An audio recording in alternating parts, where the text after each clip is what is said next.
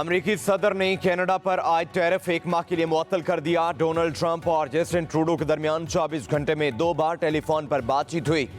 Canadian वजीर आजम ने यकीन दहानी कराई कि अमेरिका के साथ सरहद की मुस्तकिल निगरानी को यकीनी बनाया जाएगा। कनाडा स्मगलिंग से निपटने के लिए खुसूसी टास्क फोर्स बनाएगा। अमेरिका और मैक्सिको के दरमियान भी मुआहदा तय पा गया।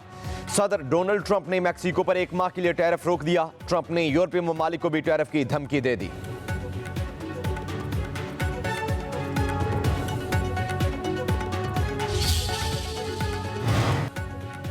चीन से भी अगले 24 घंटों में बातचीत की जा सकती है। अगर कोई मुआहिदा ना कर सके तो चीन पर टैरिफ बढ़ाएंगे। अमेरिकी सदर ने ओवल में मीडिया से गुफ्तगू की।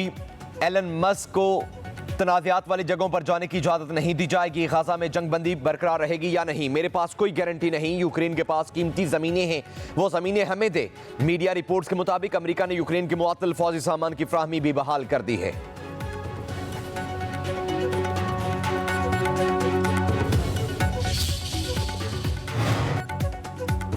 सदर आसिफ जरदारी आज 4 रोजा दौरे पर चीन जाएंगे। चीन के सदर और वजीर आजम से मुलाकातें शेड्यूल। तर्जुमान दफ्तर खारजा के मुताबिक मुलाकातों में सीपैक फेज 2, पाक चीन ताल्लुकात, सिक्योरिटी ताउन, इलाकाई और आलमी सलामती समेत दीगर बाहमी उमूर पर मुशावरत होगी।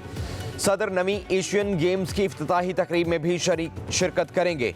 बिलावल भुट्टो, आसिफा भुट्टो, वज़ीर आला सिंध मुराद अली शाह, वज़ीर आला बलोचिस्तान सरफराज बुगटी और वज़ीर दाखिला मोहसिन नकवी भी सदर के हमरा होंगे।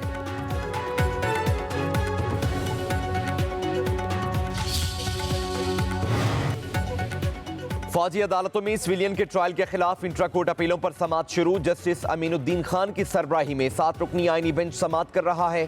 सलमान अकरम राजा के दलाइल शुरू।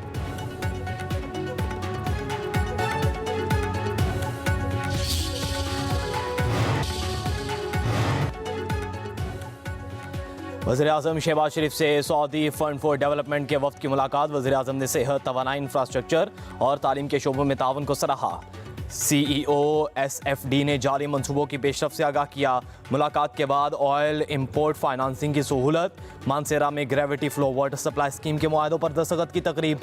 पाकिस्तान को 1 साल के लिए $1 अरब 20 करोड़ का तेल मौखिर अदायगी पर मिलेगा।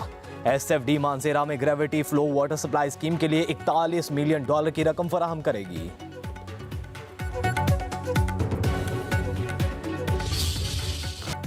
Chief justice of Pakistan justice Yahya Afridi ने जजेस के ट्रांसफर को खुशाइन करार दे दिया। प्रेस एसोसिएशन की तकरीबी हलबर्दारी में इज़हार ख्याल करते हुए कहा, इस्लामाबाद विफाकी इलामत है। इस्लामाबाद हाई कोर्ट किसी एक खास की नहीं, पूरे पाकिस्तान की है। जजेस के ट्रांसफर आइन के तहत हुई, इस इकदाम को जजेस को सराहना चाहिए। इस्लामाबाद हाई कोर्ट में आने वाले जजेस की हौसला अफजाई होनी चाहिए। मजीद जजेस भी दीगर सूबों से आने चाहिए। एक बलोची और दूसरा सिंध बोलने वाला जज आया। विफाक पूरे मुल्क का है। आर्टिकल 200 के तहत अच्छा इकदाम है। इस्लामाबाद हाई कोर्ट के जजेस के ट्रांसफर के मामले को मिक्स ना किया जाए। जजेस की तैनाती और ट्रांसफर दोनों अलग मामला हैं। दूसरे सूबों के जजेस को भी फेयर चांस मिलना चाहिए। जो आईनी मैंडेट मुझे मिला है उसे देखकर ही फैसला करता हूँ। जहाँ जरा सा भी लगा कि मेरा कोई इंटरेस्ट है, उस मामले से फौरन अलग कर देता हूँ। जजेस के तहफ़्फ़ुज़ात दूर करने के लिए उनसे मुलाकातें करता हूँ। ये मामला भी जल्द ख़त्म हो जाएगा। कुछ वक्त ज़रूर लगेगा, लेकिन अपनी कोशिशें जारी रखूँगा।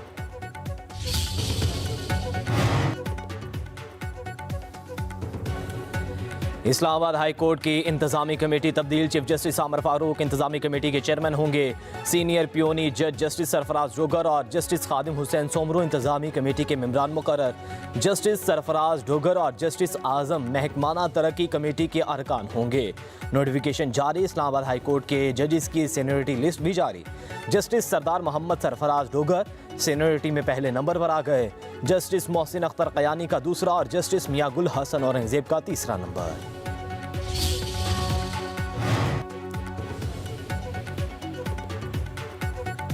बानी PTI का army chief general Syed Asim Munir को खत। दहशतगर्दी के खिलाफ जंग में फौज से इज़हार यकजहती लिखा। फौज रोजाना कुर्बानियां दे रही है, पूरी कौम फौज के साथ खड़ी है। आर्मी चीफ से जुडिशल कमीशन बनाने और पॉलिसियां तब्दील करने की दरख्वास्त। अडियाला जेल के बाहर मीडिया से गुफ्तगू में बानी PTI के वकील फैसल चौधरी ने खत की तफसील बताई। कहा, खत में बानी के 26वीं आईनी तरमीम, कानून की हुक्मरानी और 190 मिलियन पाउंड केस के फैसले का जिक्र किया। बानी PTI ने खत में लिखा, PTI के खिलाफ दहशतगर्दी के पर्चे हुए, छापे मारे गए, हुकूमत ने मईशत का बुरा हाल कर दिया, सरमायाकारी कम होती जा रही है, सोशल मीडिया पर क्रैकडाउन के लिए पीका एक्ट लाया गया, सहाफियों को धमकियां मिल रही हैं। खान साहब ने जो लेटर लिखा है वो यही कह रहे हैं कि मैं साबिक वज़ीर-ए-आज़म की हैसियत से और पाकिस्तान तहरीक इंसाफ जो इस वक्त मुल्क की सबसे बड़ी पॉलिटिकल पार्टी है उसके नाते मैं कोई चीज़ें फ़ौज के सालार के सामने में याद दहानी कराना चाहता हूँ। इस्टेब्लिशमेंट और आवाम के दरमियान खलीज बढ़ रहा है, ये किसी सूरत नहीं होना चाहिए। पीका एक्ट और 26वीं तरमीम की मंजूरी के बाद बानी PTI ने खत लिखने का फैसला किया। बानी PTI ने फिर कहा है कि हम इंतशार नहीं चाहते। बैरिस्टर गौहर की सहाफ़ियों से गुफ्तगू कहा। बानी PTI ने सहाफ़ियों और वकला की मौजूदगी में सब बातें कहीं। बानी PTI ने कहा है फौज मुल्क के लिए कुर्बानियां दे रही है, हुकूमत की गलतियों की सजा फौज को भुगतना पड़ रही है। बैरिस्टर गौहर ने कहा PTI मुल्क की सबसे बड़ी सियासी जमात, कुछ बातों से एस्टेब्लिशमेंट और PTI के दरमियान दूरियां बढ़ रही हैं।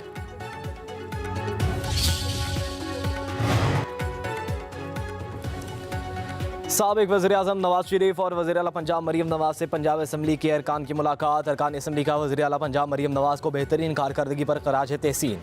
नवाज शरीफ ने कहा आप सब मेरी ताकत और इज्जत हैं, अल्हम्दुलिल्लाह आवाम की मुश्किलात में कमी आ रही है। मरीम नवाज की मेहनत से पंजाब में बेहतरी नजर आ रही है। वज़ीर आला पंजाब मरीम नवाज ने कहा पंजाब वाहिद सूबा है जहां रोटी 12 से 14 रुपए में मिल रही है। हमारी कारकर्दगी पर सबसे बड़ा चेक अवाम और नवाज शरीफ है।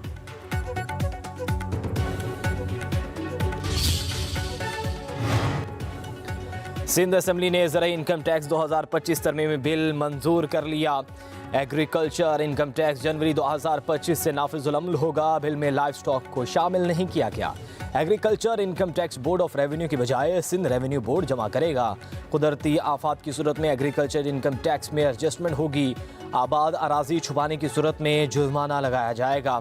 छोटी कंपनियों पर ज़राई टैक्स 20% और बड़ी कंपनियों पर 28% लागू होगा। ज़राई आमदनी 6 लाख सालाना तक होने पर टैक्स आयद नहीं होगा। ज़्यादा आमदनी वाले ज़मींदारों पर सुपर टैक्स नाफिज किया जाएगा। ये जिस जमात को पता नहीं है टैक्स दे रहे थे, जहां जैसे दूसरी जगहों पे FBR फेल होता है, हमारा भी रेवेन्यू डिपार्टमेंट फेल हो रहा था कलेक्ट करने में। पाकिस्तान की सूरत के हाल के बारे में क्या पता होगा। जो फेलियर्स FBR के थे हमारे रेवेन्यू डिपार्टमेंट के भी थे। FBR जो एक करप्शन का गढ़ है, FBR ने अपने फेलियर्स को पे पर्दा डालने के लिए कहा जी ये एक सेक्टर है ये टैक्स नहीं देता, एग्रीकल्चर। अब बाकी जो सेक्टर है उसमें माशाल्लाह इन्होंने सारी कलेक्शन कर ली है। वज़ीर आला सिंध सैयद मुराद अली शाह कहते हैं वफाकी हुकूमत ने हमें बंद गली में फंसा दिया, नहीं चाहते कि मुल्क डिफॉल्ट हो। FBR ने अपनी नाकामी छुपाने के लिए कहा कि ज़राई शोबा टैक्स नहीं देता। वज़ीर आला का सिंध असम्बली में इज़हार ख्याल। FBR को करप्शन का गढ़ करार देते हुए कहा FBR से टैक्सेस का अपना हदफ पूरा नहीं हो रहा।